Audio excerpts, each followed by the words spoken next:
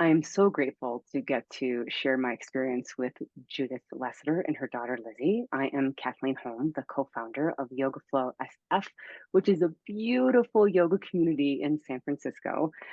And I've been able to study with Judith since 2006 in the variety of topics. And her daughter has been a student and a pillar of getting Judith's content out into the world. All three of us are in various stages of the menopause phase, cycle life. We'll dive into that. And I'm just so excited to get to talk to both of them about this very important and really recently explored topic that is relevant in so many women's lives.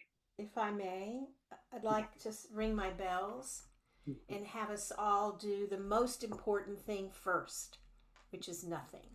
Just sit here, sit in front of your sitting bones, drop your chin slightly, and if it helps you, imagine you're moving to the center of your brain. So we are now the wave moving away from the shore and just being present with the sensations of this moment. And then we'll start.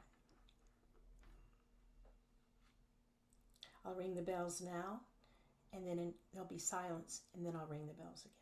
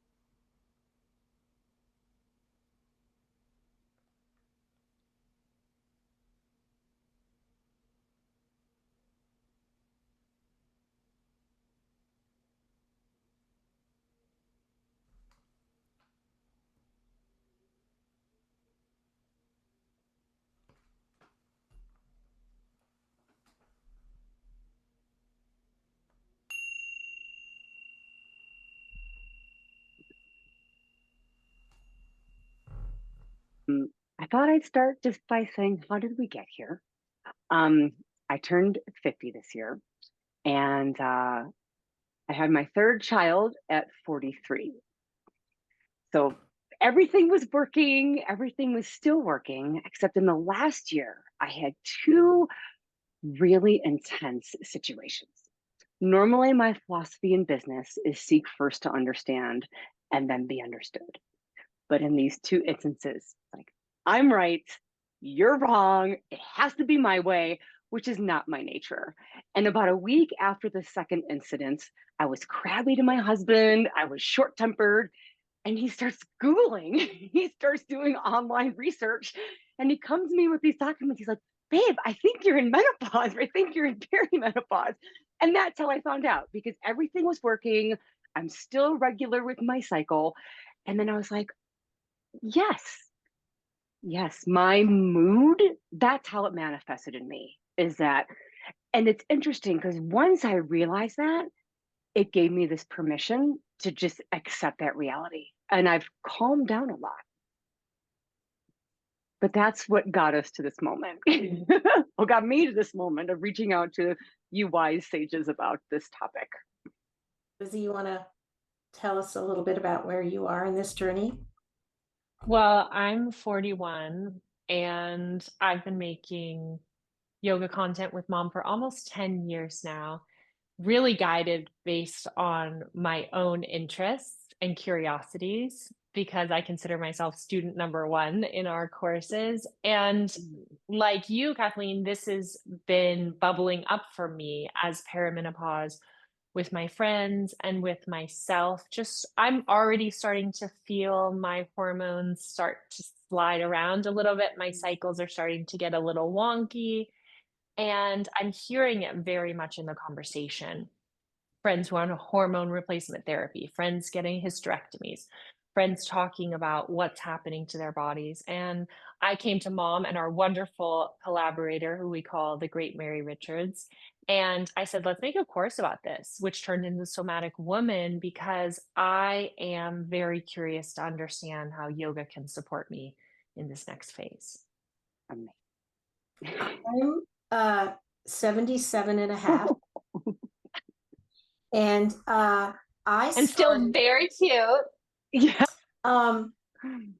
I started at 42, going through what we call perimenopause, which is the 5 to 7 years, some people even say 5 to 10 years of making the switch. And that's the stage where most of or many women have symptoms and ups and downs, like Kathleen was talking about.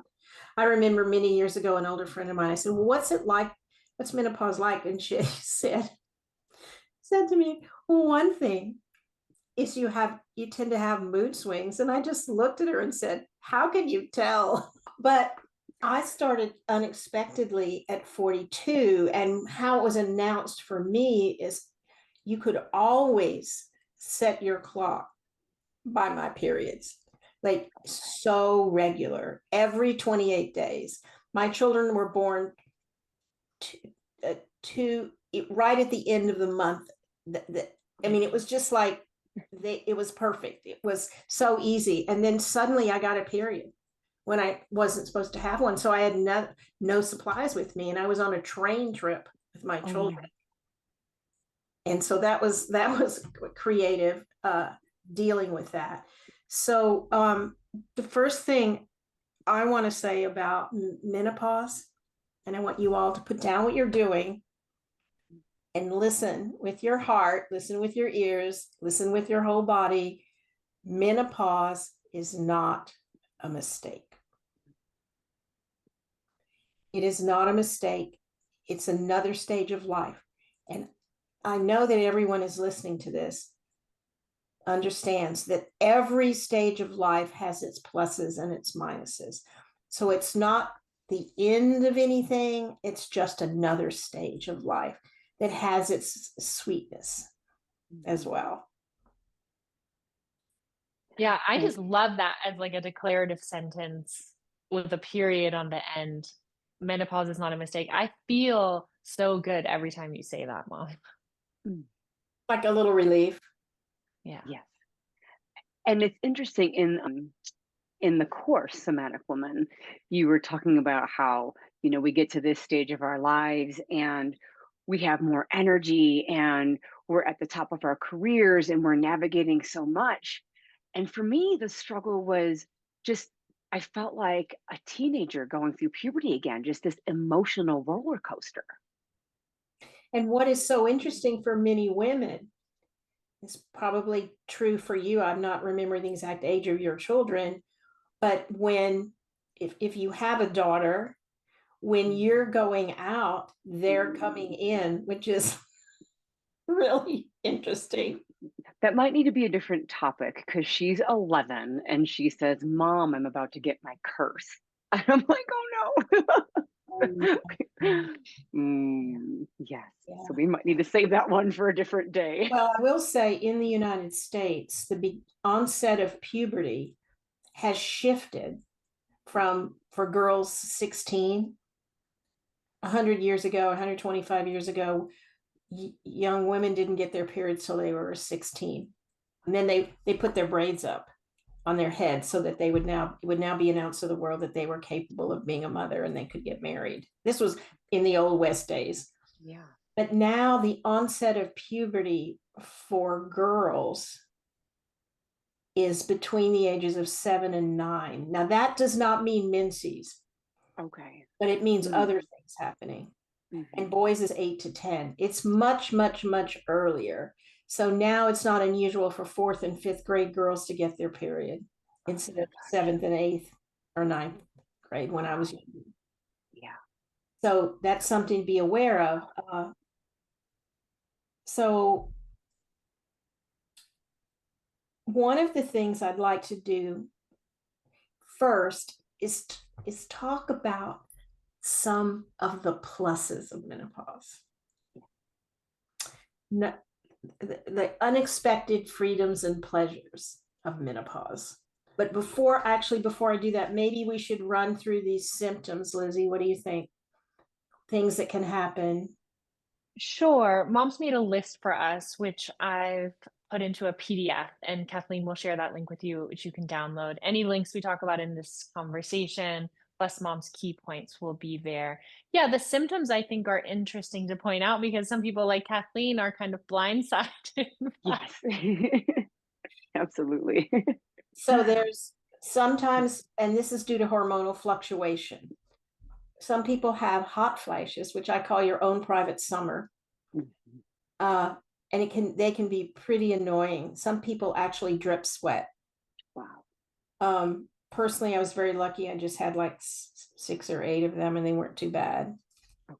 Um, all your hormones are going crazy. They're going up, they're going down, they're ebbing and flowing, they're changing. Your rhythm is changing, and I believe that hormones are the strongest drugs in existence. Mhm. Not any man-made drug, but your hormones can shift just about anything in your body. Okay, then we have the lovely symptom that many women have, not everyone, but is some weight gain, and 5 to 10 pounds weight gain that's related hormonally and often is in the belly. Mhm. And it's called the menopause belly. It happens to so many people. But I had mentioned some of the positive things. This may not feel like a positive thing to many women, this potential weight gain. But one way I had it explained to me is that the body wants you to be heavier so that it stimulates the bone health. If you want your bones to be strong, part of what that is diet, of course, and hormones, but it's also weight bearing. I had a yoga student many years ago who was going, through this process, and she had had a high degree of osteoporosis from the lack of estrogen and other hormones. And when she started doing yoga with me, she would go in for her test, and every test the doctor would say, I don't know what you're doing, but it's getting better. And when you think about it, with yoga practice, we weight bear on our hands, our knees, our feet, our head, our shoulders, our forearms, our sitting bones in boat pose. Like, we weight bear in all kinds of interesting and different ways.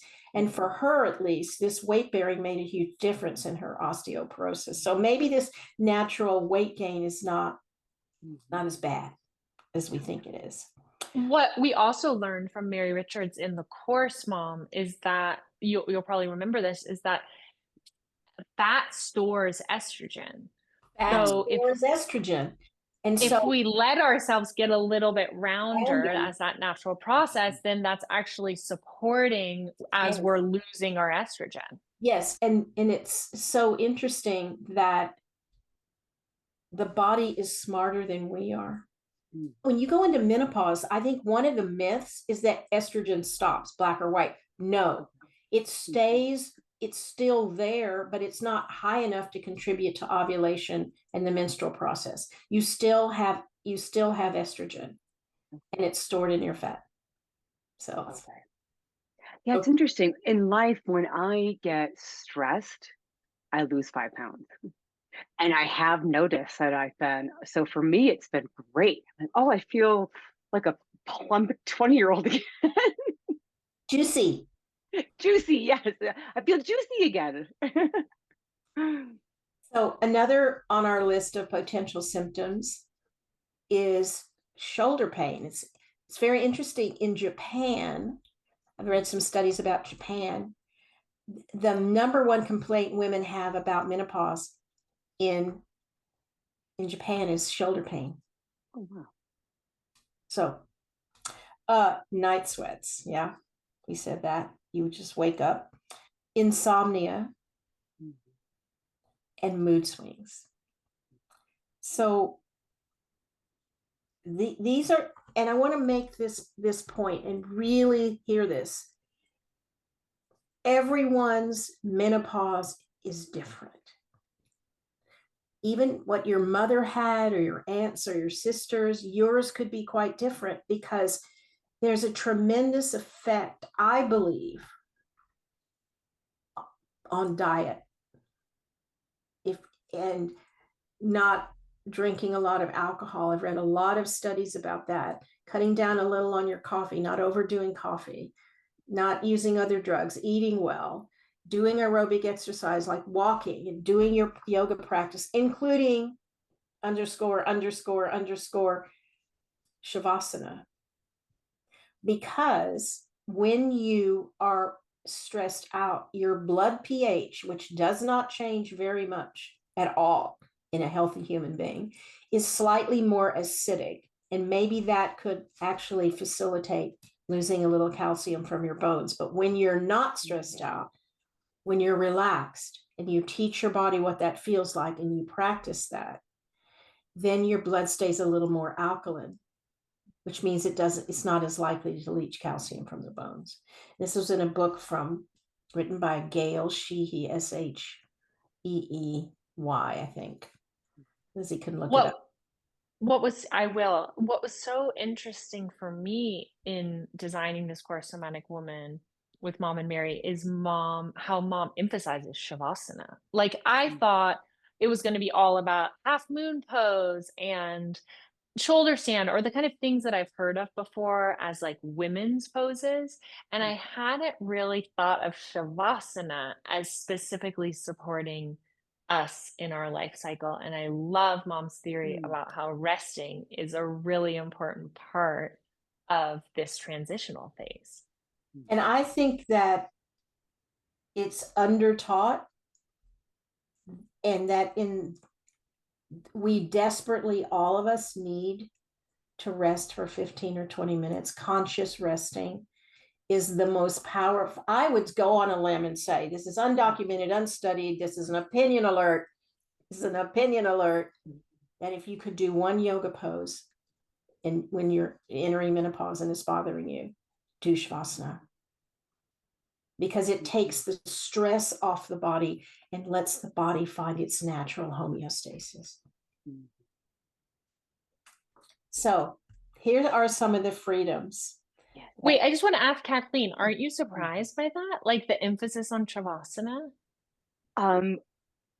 No, because the word is menopause. Good one. And so that makes sense, is to just pause.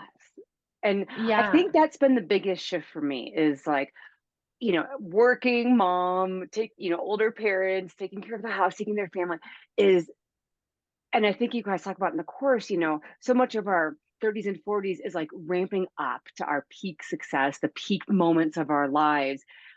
Everything gets so busy. The to-dos are so long.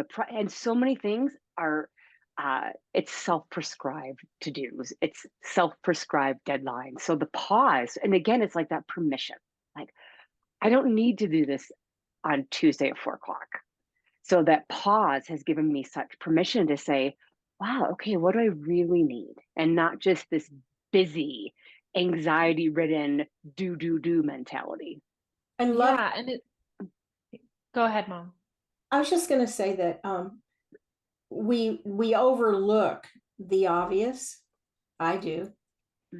That during the process of perimenopause is often a period when you are both taking care or being involved with your parents and their changing needs, and then your children and their changing needs if you have them. And there's a lot of juggling going on at that age. Absolutely. It's such a dense phase. It's to that. She's got this old mom.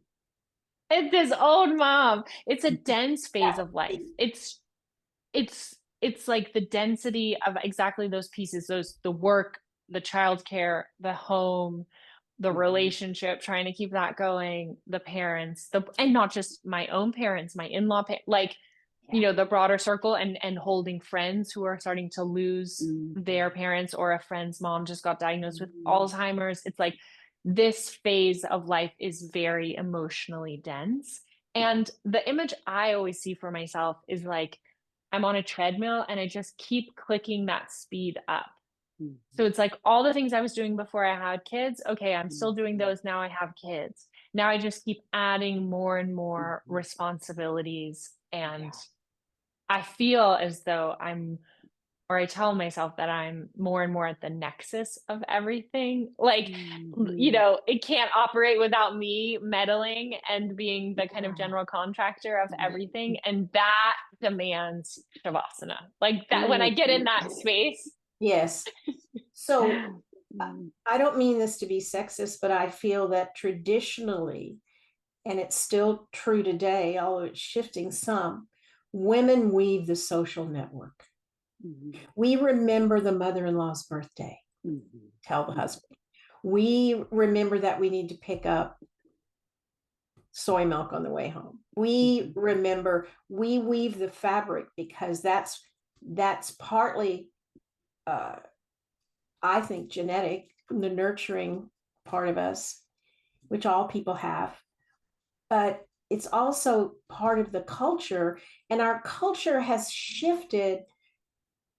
I remember in the 50s, when I was growing up, my mother was the only one on the street who worked outside the home. Wow. And now it'd be the opposite. So women have added the stress of also working outside the home. And then as we've learned more about child rearing, like we just went out and played with our friends. We went to a vacant lot and played baseball with this tree was first base and this was that. And we were out all day, and we weren't being driven to organized activities. And I'm not saying they're Okay. bad. My children. I just heard a podcast about this from the New York Times, this intense parenting. And what they said is that the average mom now, who's a working mom, is spending the same amount of quality time with their child as a 1970s stay-at-home mom. Wow. So like we're feeling a tremendous amount because we're working of guilt and catch up and pushing ourselves and like densifying even the idea. Back in the 70s, the word parent was not a verb yet. Now it's like something else we have to do and be good at. Yeah. And there also is often the assumption that the mother is the person playing the role of the mother is the one that does that. And if the other partner takes care of the kids, that person is so great because they're babysitting. You're not babysitting your children. You can't babysit your children. And so there's all I want to say, I don't want to belabor this, but there's a lot of social changes, and all of this adds to our stress. And then we have this hormonal thing and teenagers and the world and actually giving them the car keys and things like that. So yeah, and my family it's been a blessing. It was like I have a 14-year-old, an 11-year-old, and an 8-year-old. And so the 14-year-old and 11-year-old, it's like, you all are not the only ones. We're going through something. So you got to help me. You got to step. And everyone in the family has like, okay, let's do it. Lovely. So the freedom and the unexpected pleasures. We did birth control. You can invert if you're a yoga student. You can invert every day if you want to. And that's one of my favorites because I love supported shoulder stand with a chair. So it does affect your practice in that way. Another one is that we can experience more energy because we're not losing blood every month. So our iron levels might stay better. We might have more energy because of that. And as you get through perimenopause and more into menopause itself, your mood swings even out. I promise. Another one is before you go on that one thing I learned from the course was the menopause and perimenopause are two different things. And so the definition of menopause, to my understanding, is when you don't have your period for about a year. Is that 1 year? correct? No period. Yeah. And if you do have I'll tell you personally what happened with me. I had that. I had irregular periods for a while. And then for 5 years, I was in the perimenopause stage.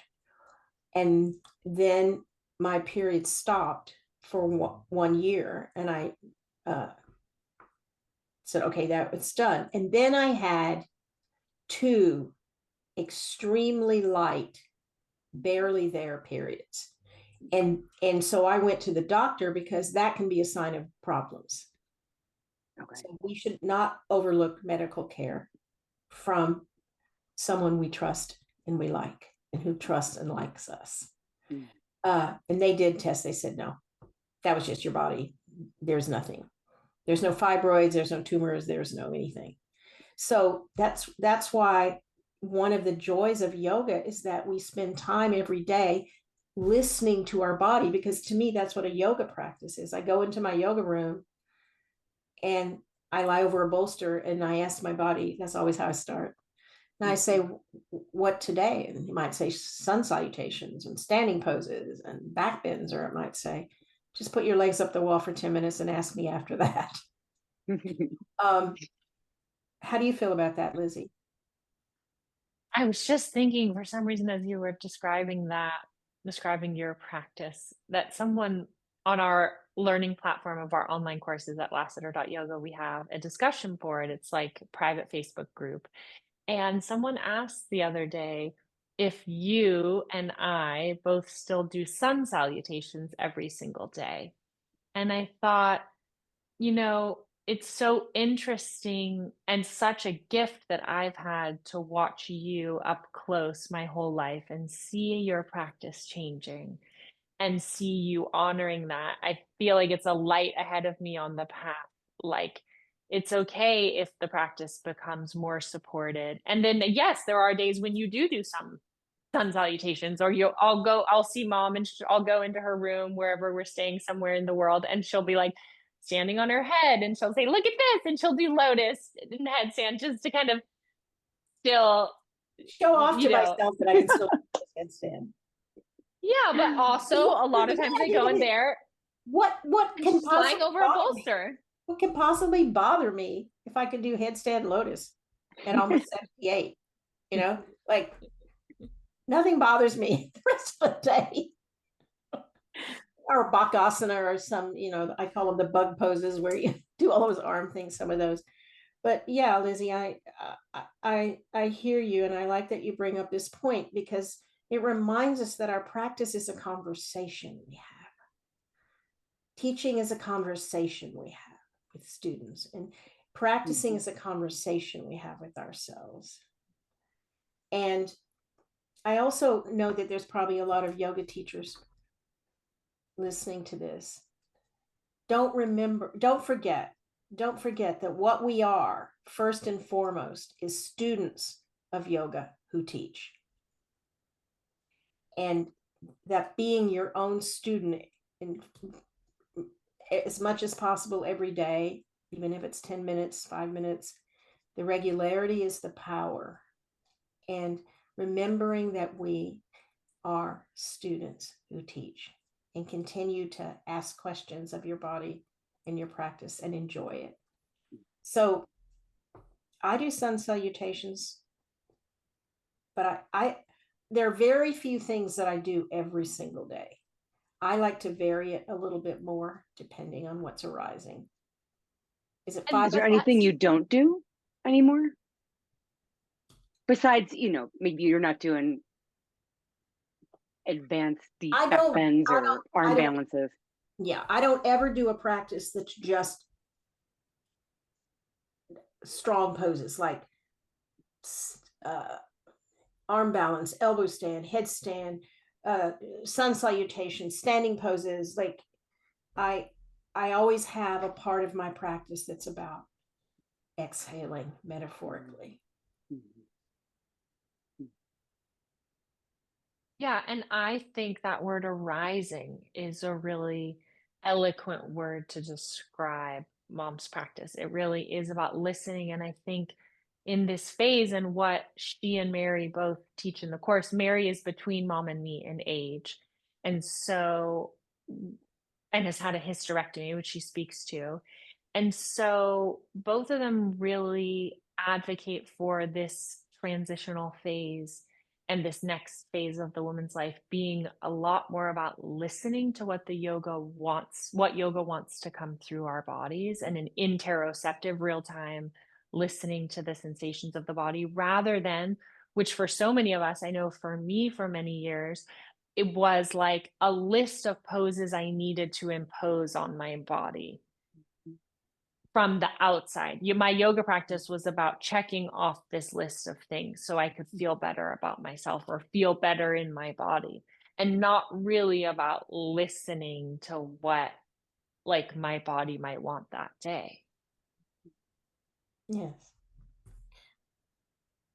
Kathleen, do you want to jump in with your 2 cents there? Because I know you have a practice that's, I believe, more set practice. I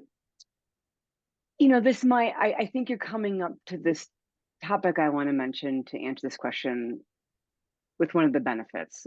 So I have an issue, which is, I'm a 50-year-old mom with young kids. And so I want to maintain my energy, not only for them, but also for my own ego. So my practice is more because I feel like I need to be so external still. I'm still going to school functions. I still have to go to school at, 5 o'clock on Tuesday. So part of that is, so it is still, there's a lot more permission now to rest. So I do add a lot more of the exhale in my practice than I used to. Absolutely.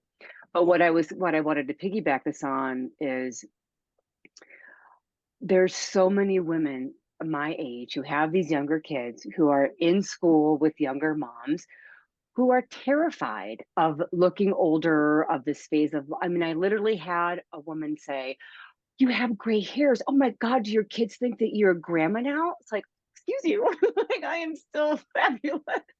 But just this perception of women who that are 50, that still want to look 36 and are just terrified. Maybe it's because I'm in a city. I don't know that the middle of the country has the same reality but like there's a lot more moms with younger children, I feel like, in my peer group than I was ever aware of, that are really terrified of being older. And so having this happen to them is just a smack to their Botox and their dyed hair and their perkiness. I was teaching a workshop recently, as I do, and with my assistants, there are like 8 or 10 assistants, and I mentioned something about, oh, we have this new course on menopause, and most of them who are in their 40s, or maybe early 50s, would just, oh, that's a long way away. Yes. Like, hello, you're not living reality. I think we listen to our culture too much along those lines. I encountered that the first time I was in Australia teaching a restorative yoga teacher training, and I was in my 30s.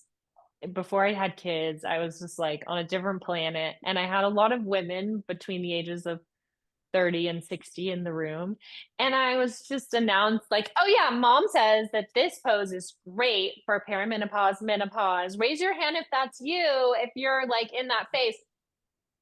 50 people, not a single hand went up. Like none of these women wanted to raise their hand and say, and I was like, well, okay, but like I need to check. It was years ago. I was like, I think I need to check my facts here, but I'm thinking some of you should be raising your hand. But it was just my first encounter, especially in yoga, wellness culture, the idea of pushing that reality away, of not wanting to raise our hand literally with our gray hairs, or metaphorically, and say, this is me, I am getting older. Yeah, because it feels scary, and it feels like a loss, and it feels like mortality for me. Those which are the is fears a verboten topic. Well, my big breakthrough, and Lizzie will tell you, that I stopped in 2020 coloring my hair. And my hairdresser kept saying, you really don't have that much gray hair. And actually the back is still really dark. So now I just kind of like that little in the front part. It doesn't bother me, but it was a big, you remember that, Lizzie, you used to say that to me. Wow. And I said, I'm in a young, I used to go, and you, she didn't want to have it. And I would go when I would come to San Francisco, and I would go to Carol and also get my hair cut. And I would be like trying to work on Carol, like, Mom, I'd be like, Carol, Mom's like 65. I think it's fine if she has gray hairs. Like, I think people can accept that. She's also a yoga teacher. It's fine. Like, she can be. And then Carol would be like, I'm trying to tell her I'm doing less color. And then I'd go to Mom and be like, Mom, do less color. Like, it's too much. You're going too far. And I was always going back and forth, which is like, anyway, and so because of the pandemic, we couldn't go, and so it's partly, I think it's more than partly. I think it's really hugely created by the images we see. And those images are manipulated, totally manipulated. So, yeah. But I think that's also good, that at least reassuring for it's okay to want to look a certain way. Not that you were trying to look 36, but you appreciated your hair a certain color deep into your 60s, and you're like, I'm going to make that choice. And that wasn't denying getting older. It was just, this is what I want. Maybe a little bit. But now I really like the gray hair. Yeah, I think it looks great. I mean, I think the broader question for me that's really interesting, three of us are here united by yoga, is like, this thing that we love has such a long legacy, lineage. It comes from a different continent, and it comes from a different gender. And I marvel at this and don't think we talk about it enough. This kind of transgender migration that yoga practice went through in the past century. And now it's being practiced by women, taught primarily by women. My classes are full of women. I just did a retreat. I had 31 women and one husband in southern Italy. It's like, this is now very much inhabiting and coming through the female body. And this was part of my encouragement to make this course Somatic Woman, is I was like, I don't think that we have given ourselves permission to modify it enough and to kind of own it enough. And what does it mean? If someone who's a Brahmin man, who very functionally, Mom's teacher, BKS Iyengar, he had a lot of domestic help. We just put it that way. He practiced yoga, he taught yoga, but he had someone who was cooking his food, doing his grocery shopping, and washing his clothes. Like that, he wasn't cleaning his own house. Now we translate this into a woman, and now in this one dense phase of our lives where we're taking care of the children and the parents, etc., as we've spoken about, and we're working, and I don't have someone grocery shopping for me and cooking for me and cleaning so it seems really crazy and disingenuous that we're still holding on to the same forms and exactly the same practices that were developed in a different gender, in a different continent, in different socioeconomic sort of life conditions. Does that make sense? I mean, I feel like I'm the only one who keeps screaming about this, but it's huge to me. It is huge. It is huge. Could I go back to the list? Are you ready? Yeah. We're ready, Mom. All right. I think I've said this. This is under the freedom category. Hormones even out and mood swings decrease. Oh, yeah. So I want to talk to you about sacroiliac pain. Lots of women, and this relates to your point, Lizzie, lots of women complain of sacroiliac joint pain in yoga. And I believe, from my physical therapy background, that this is related to the way we're doing twisting and teaching twisting, which is anchoring the pelvis and trying to move the spine, because that's what creates sacroiliac pain. But specifically, when you're high in estrogen, it maintains a suppleness in your tendons and ligaments and all your tissues. So the pelvis can open for childbirth. The body's always ready for that. Every month it's ready. It's ready to get pregnant. And now, so as you begin to, your estrogen levels drop down, you actually get, and I really welcome this because I was kind of a Gumby person and had sacroiliac joint pain easily. I find I don't really get sacroiliac pain anymore past menopause because my tendons and my muscles, my ligaments have still a lot of freedom, especially compared to people in my age group, but not like it was when I was in my 20s or 30s or even 40s. And that might help you if you have chronic nagging pain like that, soft tissue pain, that might go away. That's one of the potential benefits. So as a practical application, are you saying as we're entering this stage, we don't want to, we want to let the pelvis move and our twists more? I think you always want to let the pelvis move, but that's a topic for another time. Yes. Pelvis is the generator, the motor of movement. It is the source of life. It is the center of our bodies. It is what holds us upright and helps us locomote. I have a course called The Pelvis is Everything. And the reason I call it that is because it is.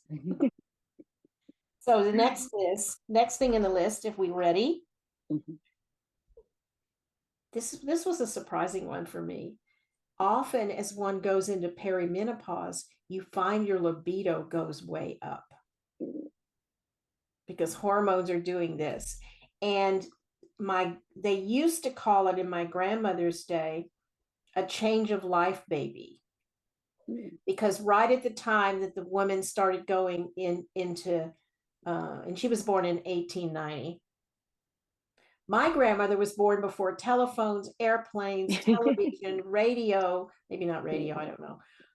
I mean, and my mother was born before women, that the right that women have in the United States to vote, because no one gives us that right. We own that right. But the government didn't recognize it till 1920. My mother was born before women were able to vote. This is all a lot of social change. But anyway, the change of life babies would happen in the early 40s, or 42, 44, 45, because there were all these fluctuations in fertility and libido was going up, making a last big rush toward the baby, possibility. And so nature kind of increases your libido. You feel like a teenager again.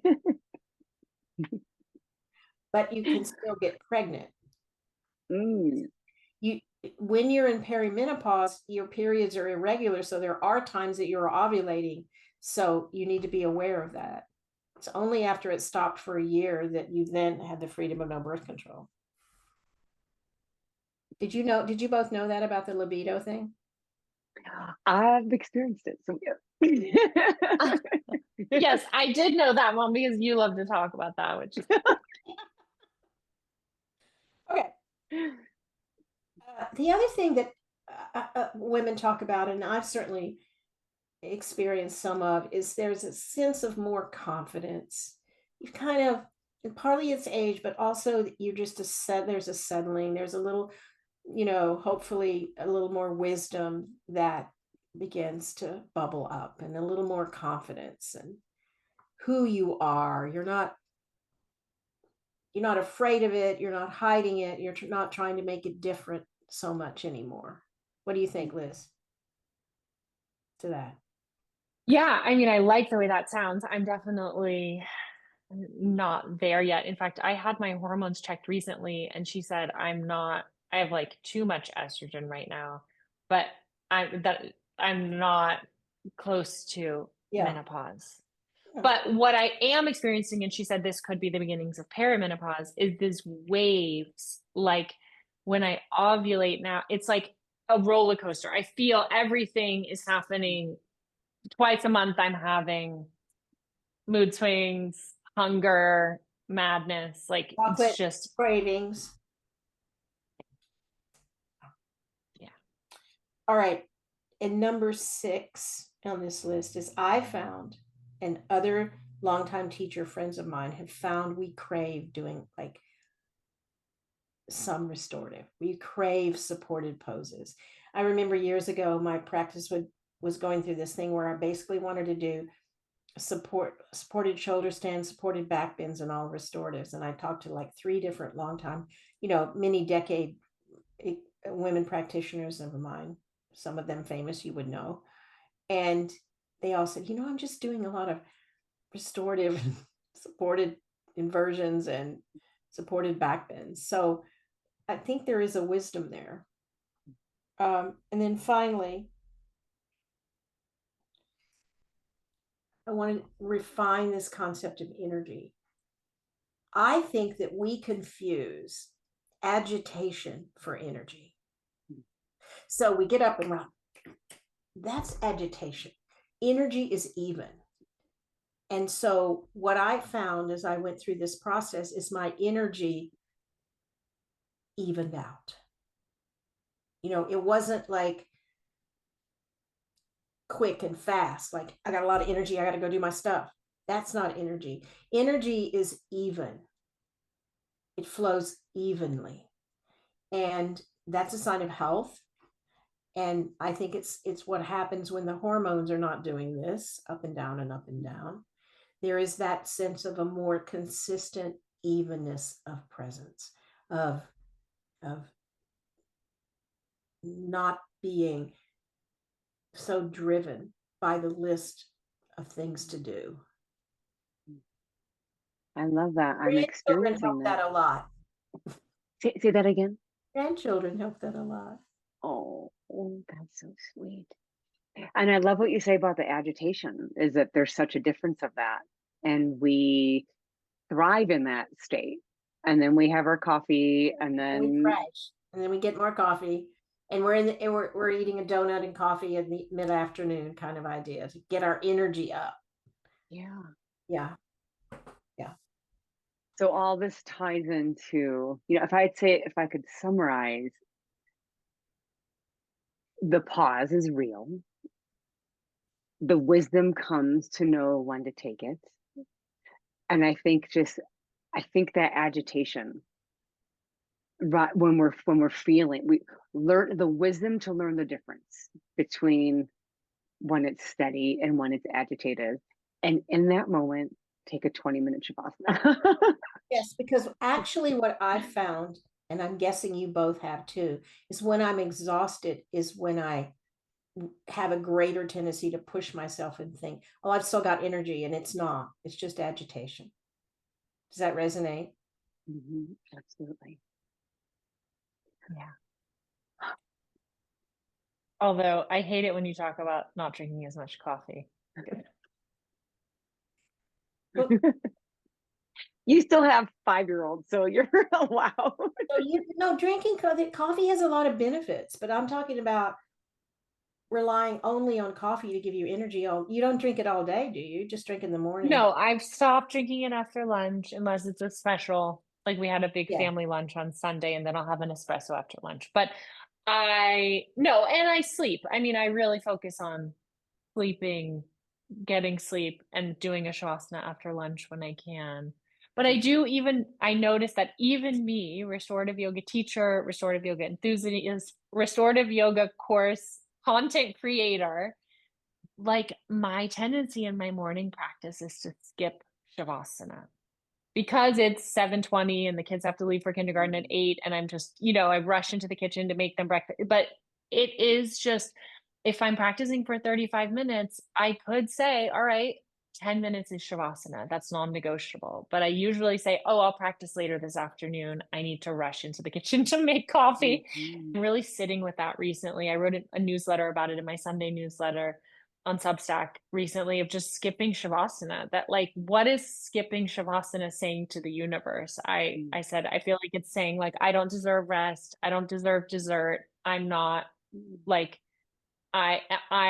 it's kind of an undercover macho thing or something. Everyone else needs shavasana, but not me, because I'm too busy and important. So I have found exactly the same thing, that when I do my morning practice, I start with silence, and stepping on the mat and honoring all the teachers who've known and unknown that have brought me to that moment of practice. And, and then when I'm finished, that's not when I really want to do Shavasana.